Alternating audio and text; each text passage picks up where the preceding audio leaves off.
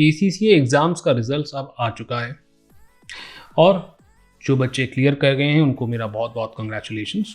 But ये video उन students के लिए जो इस बार क्लियर नहीं कर पाए। देखें, अब जब आप ये वीडियो देख रहे हैं, 1-2 दिन तो हो चुके हैं रिजल्ट को आए हुए, और अब आपका फोकस जो है आने वाले दिसंबर एग्ज़ाम्स पर होना चाहिए।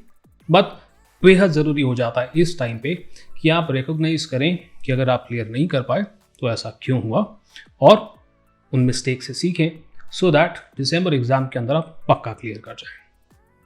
मैं हूं CA Gaurav Sabharwal, A-Team commerce academy Indore से, और इस वीडियो के अंदर हम यही बात करने वाले हैं। We are going to talk about 5 common mistakes जिसकी वजह से कई सारे स्टूडेंट्स जो हैं एग्जाम में क्लियर नहीं कर पाते हैं।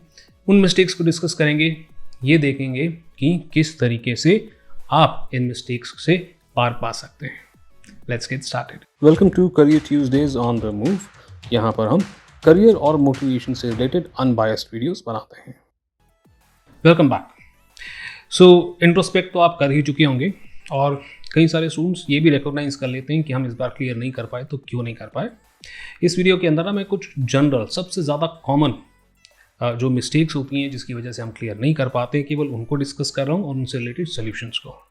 अगर आप चाहते हैं कि आपके सिनेरियो के अंदर कुछ और चीज़ें जिसके ऊपर आप वर्क करना चाहते हैं तो please connect with me on LinkedIn.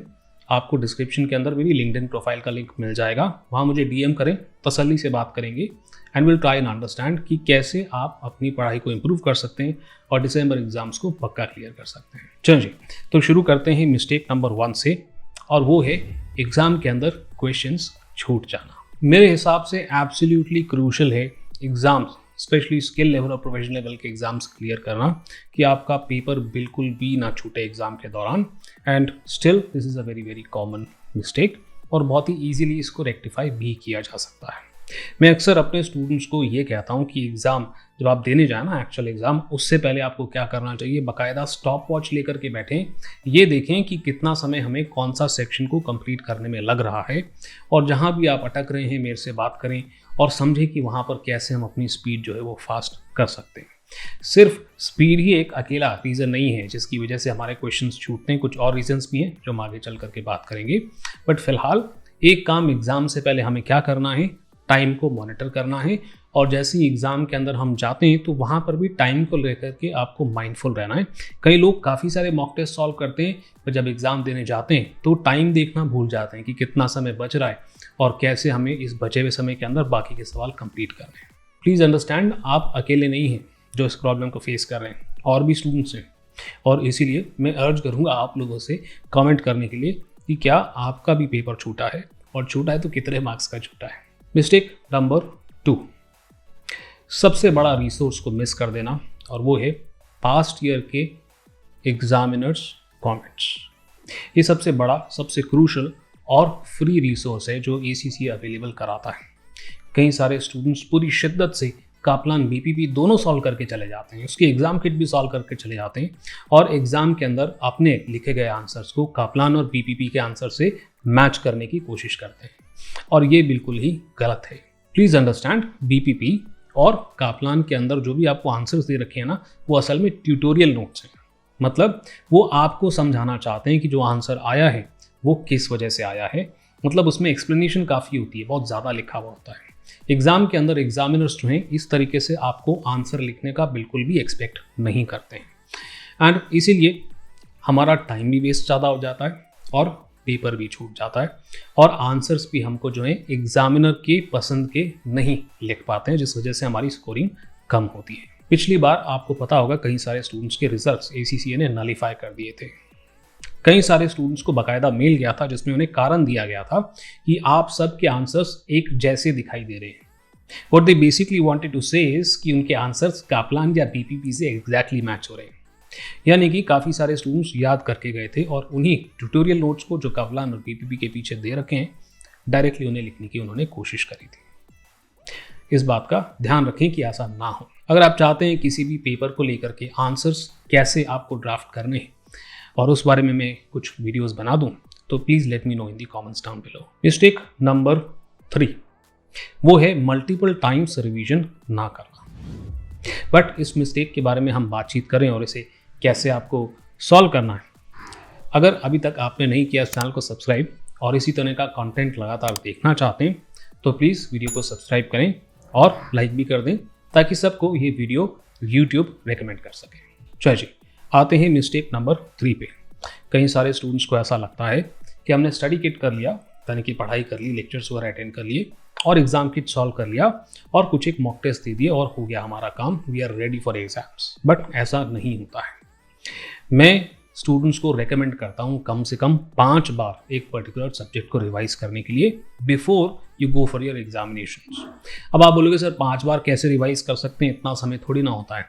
होता है, हर रिवीजन में आपको उतना समय नहीं मिलता है और हर रिवीजन पिछली रिवीजन जैसी नहीं होती है।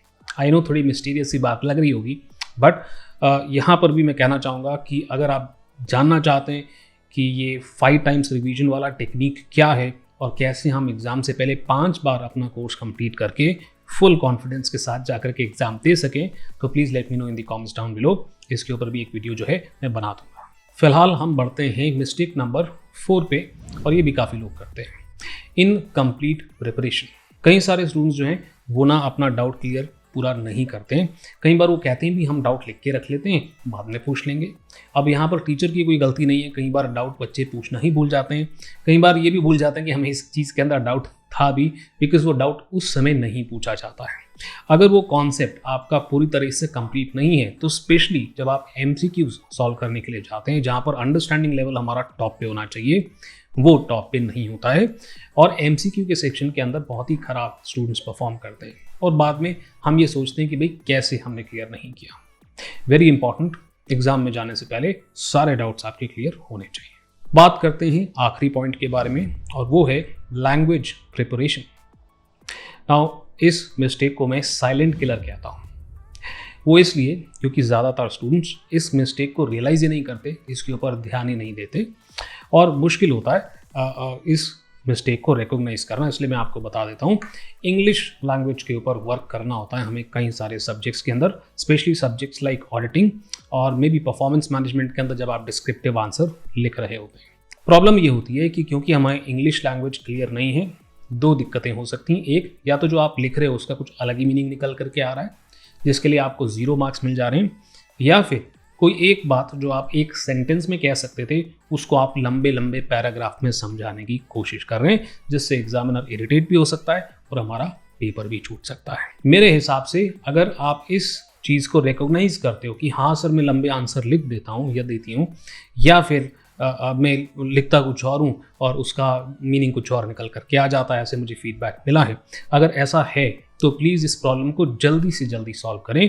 बिकॉज अगर ये प्रॉब्लम परसिस्ट क्या करती है, लंबे समय तक रहती है, तो आपके लिए बड़ा मुश्किल हो सकता है प्रोफेशनल लेवल तक भी पहुंचना। इस वीडियो में ऑलरेडी मैं बोल चुका हूँ कि आपको आंसर्स को कैसे ड्राफ्ट करना है अलग अलग सब्जेक्ट्स के अंदर।